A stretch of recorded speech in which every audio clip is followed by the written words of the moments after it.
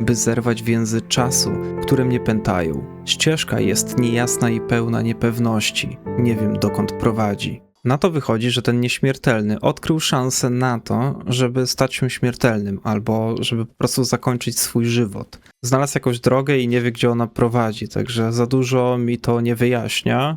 I najgorsze w tym wszystkim jest to, że ja nie mam dalszych wskazówek, co dalej. Ale dobra, pora się przekonać, co się stanie, jak położę tą książkę na tym piedestale. Okej, udało się to umieścić i co się stało? Może tutaj coś się stało? No dobra, przyznaję się, że nie mam zielonego pojęcia, o co tu chodzi. Może coś na górze się otworzyło? Nad wioską? Ja już chyba wiem, co tu się wydarzyło i o co tak naprawdę chodzi. Za pierwszym razem, jak tu wszedłem, miałem tego w ogóle nie odkrywać, no bo kto by wpadł na to, że coś pod fontanną jest? No wpadłem. Ja. Bo raz w lesie znalazłem dziurę z gościem, który wymieniał klucze i ta dziura miała podobną kolorystykę jak ta fontanna. Więc pomyślałem, czemu by nie. I za pierwszym razem, jak tu byłem, zabrałem ten miecz konkretny i włożyłem swój miecz. No bo nie miałem miejsca pewnie w ekwipunku, więc wymieniłem po prostu miecze, albo nie chciało mi się go po prostu nosić ze sobą. I przez to otworzyłem pewnie to tutaj, co miało być właśnie tą ukrytą komnatą, gdzie miał być ten prawdziwy miecz. A tak naprawdę to tutaj miałem położyć książkę. W takim razie ta książka nie jest tutaj już potrzebna i mogę ją sobie stąd zabrać do swojej kolekcji w bibliotece i wrócić w końcu do domu. Nie ma to jak w domu, naprawdę. Stęskniłem się za tą wioską. Pierwsze, co chciałem sprawdzić, to to, czy będę mógł połączyć te dwa łuki w jeden, żeby mieć i te efekty z tego, no i oczywiście efekty z tego, ale niestety nie mogę tego połączyć w żaden sposób, bo tracę efekty z tego, którego znalazłem w labiryncie. Ale mogę dodawać książki. To mnie bardzo cieszy. I w ogóle tak teraz myślę, że będę mógł pominąć niezniszczalność 3, no bo ten łuk jest po prostu niezniszczalny i mam nadzieję, że to nie zniknie. Ale najpierw to ja sobie muszę posprzątać ekwipunek. Pomyślałem, że znając już trochę historię całej tej fabuły mniej więcej i wiedząc, że te klucze z wioski Asflors już mi się raczej do niczego nie przydadzą poza klatkami w tej wiosce, postanowiłem wrócić do niektórych tych wiosek, a na dzień dobry do drugiej wioski, bo tutaj klatek nie otwierałem, a ich było znacznie więcej, bo były te dodatkowe domy i wypadł mi ten brakujący chapter 8, więc faktycznie warto było wrócić do tych wiosek i pootwierać te skrzynki. Nie ukrywam, trochę podejrzewałem, że w którejś z tych skrzynek może mi wypaść ten brakujący chapter, no bo trafiłem na 9, więc ten 8 musiał gdzieś się pojawić, ale nie sądziłem, że od razu za pierwszą klatką. Tak czy siak otworzę resztę tych klatek, do trzeciej magicznej wioski nie będę szedł, no bo jest ona strasznie daleko i to szkoda trochę czasu. Swoją drogą, no to też już polepszyłem ekwipunek, który znalazłem, czyli i ten łuk mrocznych elfów oraz ten miecz właśnie z wioski Asflors. Zaoszczędziłem miejsce na zaklęcia takie jak niezniszczalność i naprawa, no bo w sumie te ekwipunki są totalnie niezniszczalne, więc do miecza dodałem przy okazji odrzut, a do łuku dodałem uderzenie. Na początku to ja myślałem w ogóle, że sprawa jest przegrana totalnie z racji tego, że w mieczu była zmora stawonogów bodajże, takie zaklęcie na 5, czy coś w tym stylu, ale okazało się, że jak wsadziłem to w kamień szlifierski, no to reszta tych bonusów nie zniknęła, a zniknęła mi właśnie ta zmora stawonogów i mogłem spokojnie dodać ostrość, także super sprawa. Myślałem jeszcze nad tym, żeby zrobić sobie jakiś trójząb taki lepszy, ale finalnie uznałem, że nie ma to większego sensu z racji tego, że no ten miecz już jest taki mocno dopasiony, łuk też, a trójząb by się psuł i w ogóle nawet nie do końca wiem, jak on powinien działać, więc nie ma sensu zawalać sobie ekwipunek dodatkowym orężem. Jeszcze tak przy okazji pomyślałem, że dobrym pomysłem będzie wrócić do tej kwadratowej wyspy, do Helheimu i tam trochę poszukać tych klatek, no bo i może tam znajdę te pozostałe chaptery, no bo mam tylko 8 i 9 z Helheimu, i nic poza tym, a podejrzewam, że będzie ich przynajmniej z 8 z racji tego, że no jest 8 piedestałów, które muszę jakoś obłożyć i zapewne będzie to wymagało książek z Helheimu, więc myślę, że warto tam będzie zajrzeć i zobaczyć, czy czegoś nie pominąłem. Ale to już tak na szybko tam skoczę i po prostu sprawdzę, co tam zostało, a co nie. W samym sercu Helheimu, na samym dole, no nie dostałem z klatki nowego chaptera, bo dostałem chapter 9, czyli ten, który już mam z Helheimu, ale dostałem taki dziwny, ciężki rdzeń. Nie mam zielonego pojęcia, do czego to służy, ale wygląda na jakiś rzadki, więc wezmę ze sobą. Tak czy siak, nie ma tutaj żadnych klatek, które są na te normalne klucze. Wszystkie są na te potrójne klucze, a ja ich w ogóle już nie mam. Miałem jeden, jedyny, ostatni do tej klatki i się skończyły. Nawet w dzbankach nie ma nigdzie, także no nic, będę musiał chyba szukać innych kwadratowych wysp i tam szukać tych kluczy dodatkowych. Tak czy siak pora wrócić na powierzchnię. Pora przekonać się, co skrywa chapter 8 wioski Asflors, sekretny chapter 8.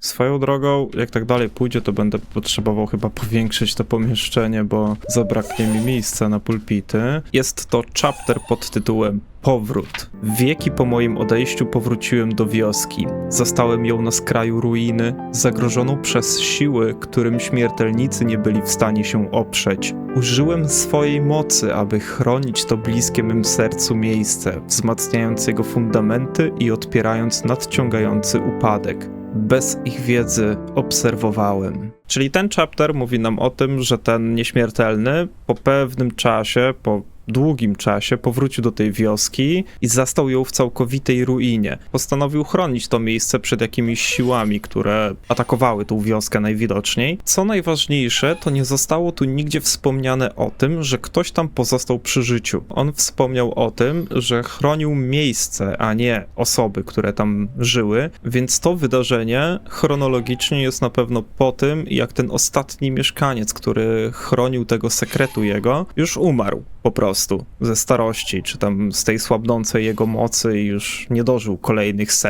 lat. Dla przypomnienia, chapter 9 mówi o tym, że odkrył jakąś taką iskierkę, nadzieję na ucieczkę z uścisku nieśmiertelności, no i że ta ścieżka jest niejasna i pełna niepewności i nie wie, dokąd prowadzi. Więc jeden i drugi chapter nie są jakoś ze sobą ściśle powiązane, są raczej taką kontynuacją po prostu. Nie wiem, czy on w tej wiosce coś takiego odkrył, czy gdzieś indziej. To jest też dobre pytanie. No i też przede wszystkim pytanie, czy w końcu znalazł to lekarstwo, tak bym to ujął. Tak czy siak z wioski Asflors już więcej się nie dowiem. Pozostał Helheim, pozostał chyba Runiczny Wymiar, chociaż nie wiem, bo w Runicznym Wymiarze były tylko 2 książki. No i w Runicznym Labiryncie też ich trochę było. Nie znalazłem tam innej książki, więc na to wychodzi, że to też już cały komplet tej historii. Na pewno w przyszłości będę musiał udać się na większą ilość tych kwadratowych wysp, żeby zdobyć większą ilość tych kluczy, którymi mogę otwierać te lepsze klatki, bo tam głównie są takie, a mam głównie tylko te takie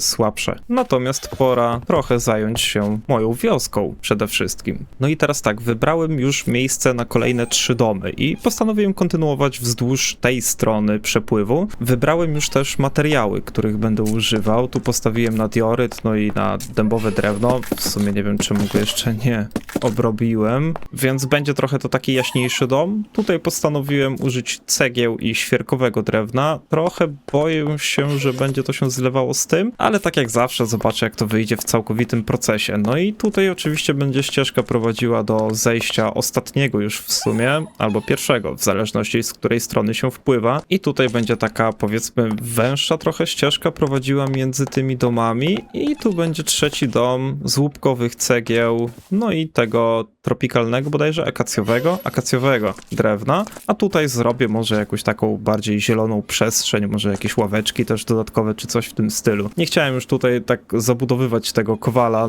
no bo bez sensu trochę by to wyglądało, a taki układ myślę, że będzie w sam raz. No i też oczywiście zdobyłem sadzonki tego dziwnego drzewa, które strasznie dziwnie rośnie w ogóle. No i te drewno jest całkowicie czerwone, także gdzieś też je wykorzystam, bo tych trochę wariantów mam do zrobienia tak naprawdę. Bo skorzystałem trochę z miejsca w swoim magazynie, który zresztą muszę kiedyś dokończyć. I poukładałem sobie konkretne warianty, które już użyłem, które mogę jeszcze zrobić, także zacząłem od tych wszystkich, które już zastosowałem w tamtych domach, no i wybrałem te 3. Nie wiem, czy wszystkie użyję, bo niektóre wychodzą strasznie ciemno, tak jak na przykład to, ale zobaczymy, kto wie. I oczywiście to nie koniec, no bo zapytałem mieszkańców, co tutaj mógłbym wybudować. Był pomysł na mini latarnię morską, ale tak uznałem, że latarnia morska to jest w ogóle pomysł, który mi wpadł do głowy, jak tylko odkryłem tą wioskę. I ja ją bym chciał bardziej postawić gdzieś tam na wylocie może, no bo tam jest taki większy już teren wodny, już taki faktycznie ocean, morze,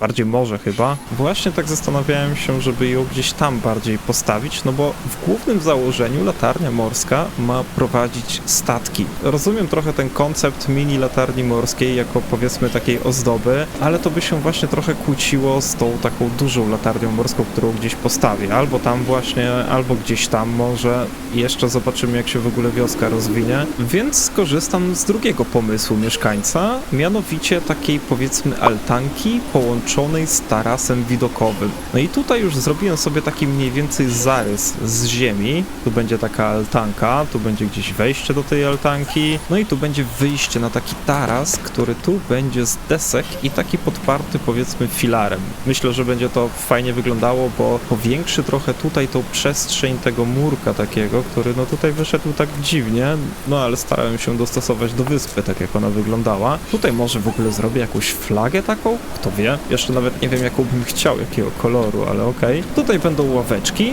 no i taka dróżka do tej altanki, no i dużo zielonego, może jeszcze jakieś drzewka, coś w tym stylu. Zastanawiałem się też, co zrobić z tym miejscem tutaj i z tym takim mini jeziorkiem, które powstało przypadkowo w sumie. I tutaj skorzystam z kolejnego pomysłu mieszkańca, gdzie będzie powiedzmy taki właśnie taras z ławeczkami, może dodam tam trochę zielonego, jeszcze nie wiem, jak to będzie się układało. No, najpierw muszę wybudować jakiś taki mniej więcej wstępny zarys, żeby zobrazować sobie, co bym tutaj chciał i jak. Miejsce na ławeczki i stoliki też już sobie wyznaczyłem. Nie wiem jeszcze, czy to tutaj faktycznie dawać, no bo tu będzie gdzieś wejście pewnie, więc pewnie to skasuję. No i też ławeczki dookoła tego oczka takiego wodnego. Tu jedna, druga, trzecia, czwarta, tam piąta, no i taka dróżka powiedzmy na razie wstępnie z bruku. Jeszcze też muszę tutaj te oczko jakoś przyozdobić, no bo to jest na razie koncept. A tutaj taka altanka, tylko nieco mniejsza. Zastanawiałem się nad tym, czy to w ogóle będzie tutaj pasowało za tymi domami, tak w centrum, ale ten teren i tak tutaj pozostawał mi strasznie pusty. Jakiegoś domu już tutaj bym nie zmieścił, więc ta altanka nada się tutaj w sam raz. Starałem się też to tutaj jakoś pomieścić zgrabnie,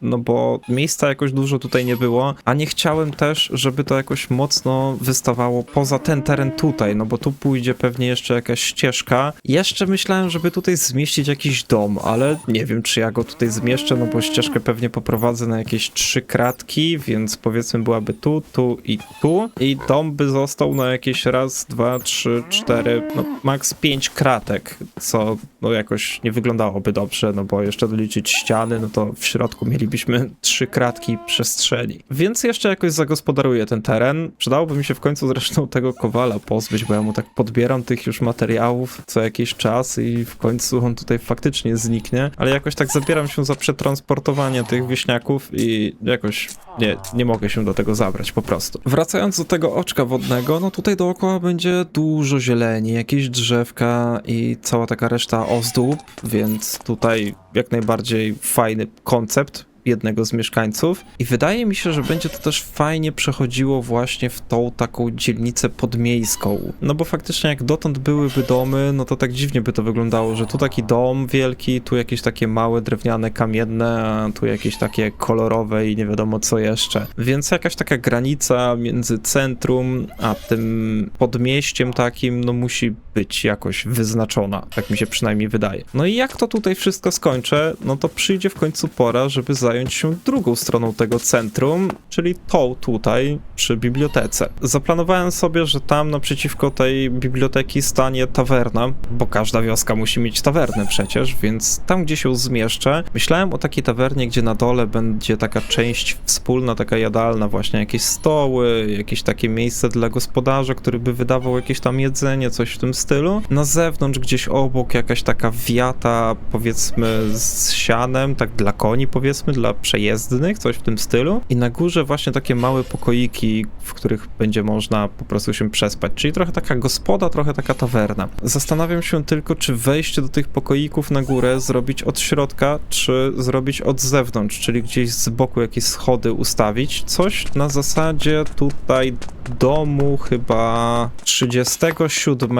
tak mi się wydaje. Tak, coś na takiej zasadzie, że z zewnątrz jest takie wejście do góry, a na dole jest wejście do właśnie gospody. Coś w tym stylu. A może mieszkańcy mi coś podpowiedzą. Tak czy siak ja zabieram się do roboty i zobaczymy, jak wyjdzie efekt finalny. Okej, ma to chyba jakiś sens. Prawda? Mam taką przynajmniej nadzieję, no bo nie mam chyba innego pomysłu na to. Zastanawiam się, czy tamtej ławki nie wyrzucić, no bo gdzieś będę potrzebował przejścia z centrum tutaj, no bo jedno będzie powiedzmy tu, gdzieś od tego domku, no i ewentualnie tej ciemnej uliczki. Drugie ewentualnie mogę zrobić tutaj, od tego podmieścia, a trzecie od centrum, no to właśnie albo tutaj gdzieś i po tym jak tego kowala wyburzę, albo tutaj, ale no tutaj jest mała taka przestrzeń na to, żeby poprowadzić jakąś dróżkę, więc chyba właśnie tam i chyba właśnie tamta ławka zostanie wyburzona. W sumie są już tam dwie, więc po co tutaj więcej ławek tak naprawdę? No i to chyba też ma sens. Tutaj będą te dwie ławki, jakaś latarnia, ta altanka, no i te wyjście na ten taras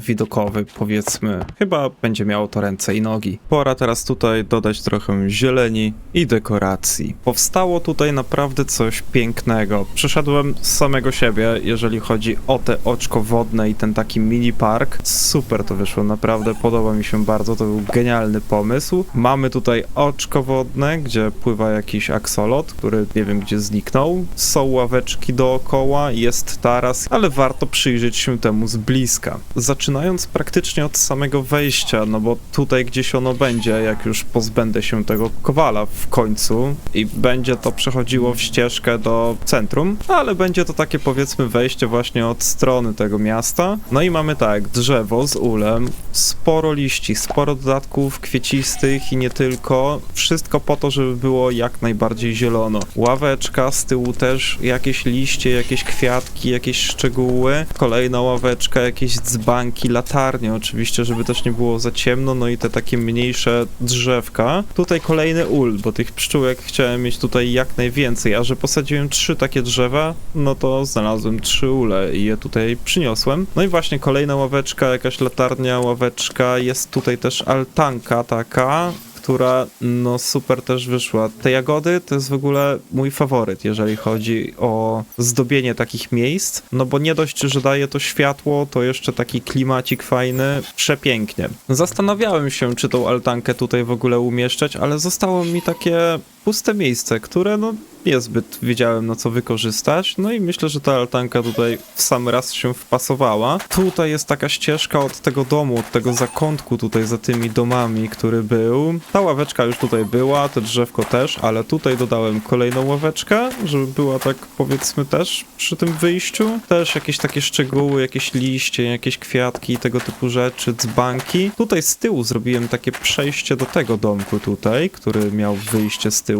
Tutaj też jakiś taki powiedzmy burz, takie dużo zielonego po prostu. No i postanowiłem to właśnie połączyć z taką ścieżką z twardej ziemi. Szkoda, że nie ma jakiegoś takiego fajnego przejścia, gradientu bym powiedział, żeby powoli to wpadało w kamień, albo ja jeszcze takiego nie odkryłem, ale tak też mi to odpowiada, super to wygląda naprawdę. Idąc tutaj dalej, kolejne drzewo z kolejnymi pszczółkami, no i też sporo roślin za ławką, no i obok też ławki, jest też kolejna latarnia, no i ten taras, który tutaj musiał powstać, powstać, który został zaproponowany. Finalnie musiałem go trochę powiększyć w jedną i w drugą stronę, żeby zmieścić jakąś ozdobę na środku, bo wyglądał jakoś tak sucho i brzydko po prostu. Takie same drewno i jakieś stoły kolorowe. No i dodałem też jakieś takie doniczki na tych murkach z jakimiś takimi właśnie mini drzewkami. Jest bardzo oświetlony, no żeby był też taki powiedzmy klimatyczny. Nie chciałem tutaj żadnej latarni stawiać, tylko właśnie takie małe lampeczki, żeby było takie klimatyczne, powiedzmy na wieczory, coś w tym stylu. Wejście do tarasu zrobiłem tylko z jednej strony. Nie będę robił z tej strony centrum tego wejścia, bo nie wiem też co tutaj postawię. Może postawię tutaj kolejny jakiś stragan albo kolejne dwa. To też nie byłoby głupie w sumie i też robiłoby takie naturalne przejście do tego podmieścia, ale to jeszcze zobaczymy. Na razie wracając do tego tutaj oczka wodnego, no jest też oczywiście samo oczko, które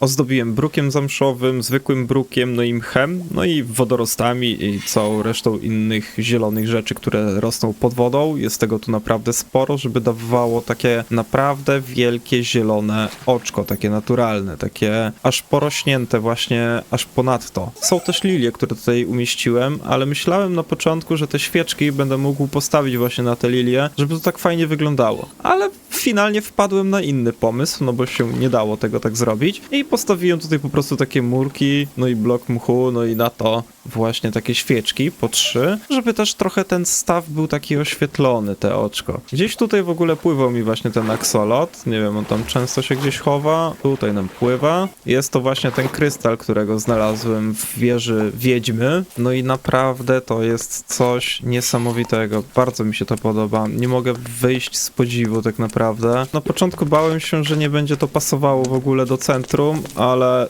naprawdę robi to robotę. Jak to skończyłem, nie wymieniłbym tego na żaden inny dom. No i oczywiście świetnie to też tutaj się wszystko zmieściło. Także finalnie te oczko wodne jest skończone. Nic tutaj już więcej nie będę dodawał, przynajmniej nie teraz. Nie znalazłem już żadnych lepszych dekoracji, żeby to zrobić, także pozostawiam to tak jak jest. No i przede wszystkim też do oceny mieszkańców, no bo jest to coś naprawdę niesamowitego. Dużo pracy w to włożyłem i mam nadzieję, że naprawdę będzie się podobało. A teraz pora zająć się tym oto kącikiem, tarasem widokowym i tą altanką. Kolejna ozdoba skończona, no i też dodałem tutaj mnóstwo zielonego do tej altanki, tego tarasu. Fajny taki zakątek, szczególnie, że dodaje takiej kolorystyki do tego szarego, ponurego przepływu, ale jak zawsze trzeba przejść i zobaczyć wszystkie szczegóły. No i tak, na dzień dobry, no tutaj już była ta ławeczka z tym drzewkiem, ta latarnia też już tutaj była, znowu postawiłem na twardą ziemię, zastanawiałem się nad ścieżką taką jak w całym centrum, ale uznałem, że to musi być taki zakątek właśnie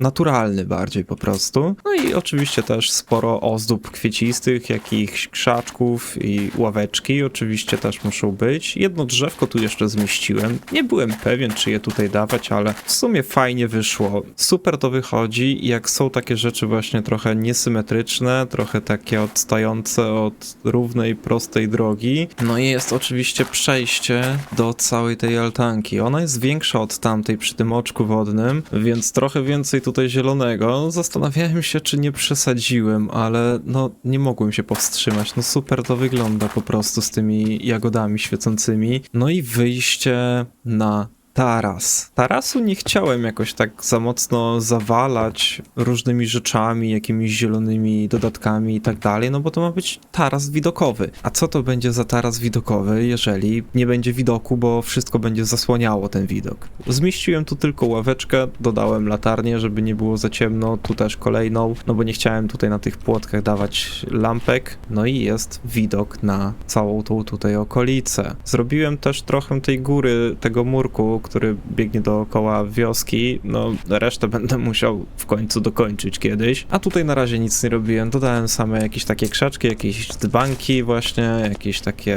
kwiatki, nawet jakaś beczka, kto wie co tam jest, więc finalnie i ten projekt został skończony. Swoją drogą tak teraz patrzę na te domy i naprawdę super wygląda te centrum, super wyglądają te domy przy tym brzegu, fajnie to się wkomponowało naprawdę, ale skoro mowa o domach, to pora skończyć te 3. Jak zwykle musiałem wymyślić jakieś pokraczne bryły tych domów i mam problem z dachami, jak zawsze. W sensie, żeby to jakoś połączyć w całość, żeby to miało ręce i nogi. Co prawda udało mi się to w końcu jakoś sensownie połączyć. Jeszcze zobaczę, jak to wyjdzie, jak wypełnię ten dach, bo z doświadczenia wiem, że wtedy wychodzi najwięcej takich różnych niedociągnięć, więc pewnie będą jeszcze jakieś poprawki w tym dachu. Ten tutaj fragment najbardziej będzie bolesny, że tak to ujmę, żeby to połączyć, no bo jeden dach idzie w tą stronę, a ten idzie w tą. No będzie kolorowo, że tak to ujmę. Kolorowo też wyjdą same domy. Zastanawiałem się jeszcze, czy tutaj pomiędzy tymi domami nie zrobić takiego łączonego balkonu. Coś na zasadzie, że będzie można przejść z balkonu do balkonu, od sąsiada do sąsiada, coś w tym stylu. Nie wiem, czy to by tam pasowało, ale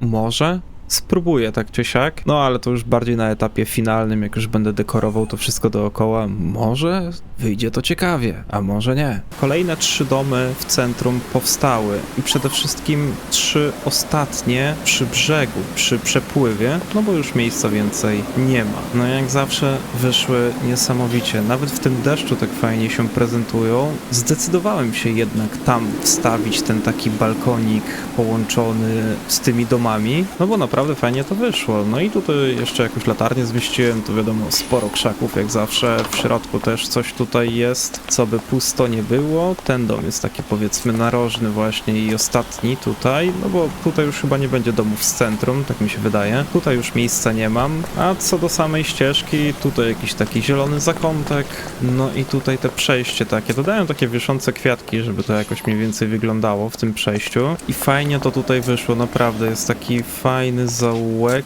taki zadaszony przede wszystkim. Nawet o świcie słońca to wygląda naprawdę super w tym zaułku. Daje taki też przede wszystkim daszyk nad głową, jakby deszcz właśnie padał, czy coś w tym stylu. Zmieściłem nawet 2 takie oto mini drzewka. No i tutaj też taki zakątek, powiedzmy zielony, z tą twardą ziemią, z wyjściem z tego domu tutaj. No i jakieś takie powiedzmy pnącza, coś w tym stylu. Nie dawałem zwykłych, bo płasko wyglądają, a te dodają jakiejś takiej fajnej tekstury. No i oczywiście sporo kwiatków i całej reszty. Tutaj z tyłu to w ogóle wyszedł taki fajny zaułek, taki jak taka osobna, może nie dzielnica, ale takie osobne osiedle, coś w tym stylu. Jeszcze jakbym tutaj coś dodał i byłoby takie zamknięte, no takie powiedzmy kamieniczki nawet, co mają z tyłu jakieś swoje takie zielone właśnie miejsce. No tak czy siak super to wyszło, podoba mi się. Z tego domu nie ma wejścia na tamte przejście między domami. W zamian tego zrobiłem tutaj taki mały balkonik z widokiem na przedmieście i tą dżunglę, którą jakoś tu zasadziłem i muszę to chyba w końcu ściąć. Swoją drogą dopiero teraz zauważyłem, że ja w domu Kowala zapomniałem zrobić tekstury, więc przy okazji też zrobiłem teksturę z tufu, co by nie było wszystko w cegłach. No i do tego przejścia na górze można wejść z tego domu, który ma ładną kuchnię, dość dużą zresztą.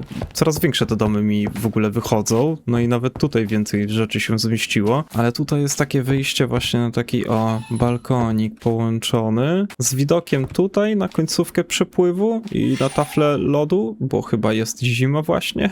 I tutaj na ten taki zielony zakątek, co prawda drzewo zasłania, ale widok na dżunglę jest, co by nie było. Także naprawdę fajnie wyszło te połączenie między tymi domami. Jest to coś nowego, wcześniej takich rzeczy nie robiłem, więc tym bardziej mi się to podoba, bo nie sądziłem, że to w ogóle w jakikolwiek sposób wyjdzie. Tak czy siak na ten moment to tyle z budowania w centrum, no i ogólnie w wiosce. Następną budowlą na pewno będzie tawerna, bo chcę ją postawić naprzeciwko właśnie tej biblioteki, żeby już jakoś mniej więcej zabudowywać tą drugą stronę przepływu. No i też przy tej tawernie mam zamiar postawić taką mini tablicę z takimi jakimiś powiedzmy ogłoszeniami, coś w tym stylu. Będą tam wisiały takie kartki papieru i tak dalej. No tak czy siak ta tawerna na pewno trochę więcej czasu zajmie, żeby ją doprecyzować i dopieścić przede wszystkim. No i ona powstanie gdzieś tutaj w tym miejscu. Jeszcze nie wiem jak dokładnie, ale jakoś tutaj powstanie. No i oczywiście nie można zapomnieć o oznaczeniu tych domów. Także mamy 39 dom, 40 dom